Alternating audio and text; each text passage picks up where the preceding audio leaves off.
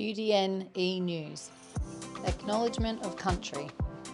We acknowledge the traditional owners of the lands on which we meet. We pay our respects to the elders, past, present and emerging, and acknowledge the important role Aboriginal and Torres Strait Islander people continue to play within the community. Acknowledgement for People with Disability by Queenslanders with Disability Network, Ltd. QDN also acknowledges people with disability who have come before us and died in institutional settings, as well as those who are still trapped in institutions or silenced by institutional practices. We take on the responsibilities of being clear about the rights of all people with disability and, where necessary, speak in an informed and considered manner for those who cannot speak for themselves. Hello and welcome to the latest edition of QDN E-News. I hope you're all well.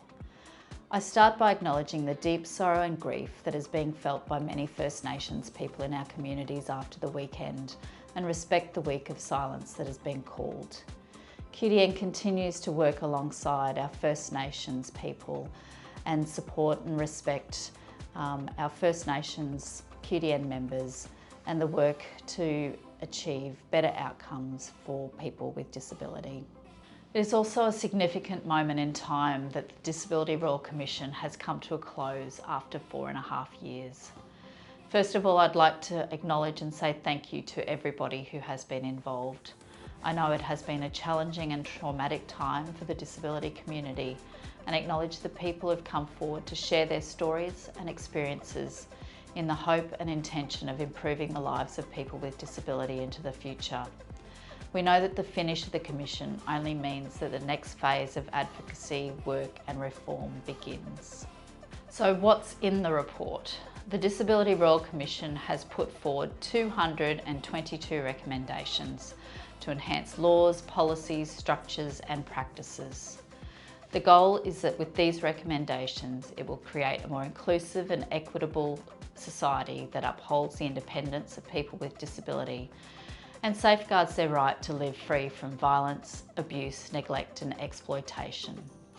It recommends to establish new disability legislative governance frameworks, reform of guardianship laws, to establish a new Disability Rights Act, and there's specific recommendations around education, employment, housing, health and justice. There are 91 recommendations that are focused on the Commonwealth, 77 that are a joint state, territory and Commonwealth response, 49 for Queensland and 5 recommendations that are specifically for another state or territory. A guide to the final report has been published which clarifies how information is organised in the report. This guide is designed for people with disability, their families, caregivers and the Australian community. If you've been affected by the Disability Royal Commission, counselling support is available until the 31st of December 2023. You can contact the service for free on 1800 421 468 and you can access this number through the National Relay Services and or the Translating and Interpreting Service. I encourage you to read the final report and the range of other resources available on the Disability Royal Commission website. Inclusion Australia has also released an easy read version of the summary. See below for the links. Congratulations to the National Centre of Excellence in Intellectual Disability Health, which was launched on Friday the 13th of October by Assistant Minister for Health, Ged Carney.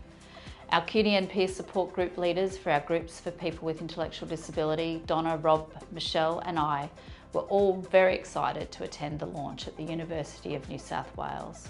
QDN is a very proud partner of the Consortium for the National Centre of Excellence, working with the University of New South Wales, Council for Intellectual Disability, Down Syndrome Australia, First Peoples Disability Network, the Centre for Disability Studies at the University of Sydney, University of Melbourne, MIDAS, MADA, the Queensland Centre for Intellectual Developmental Disability and Telethon for Kids, WA.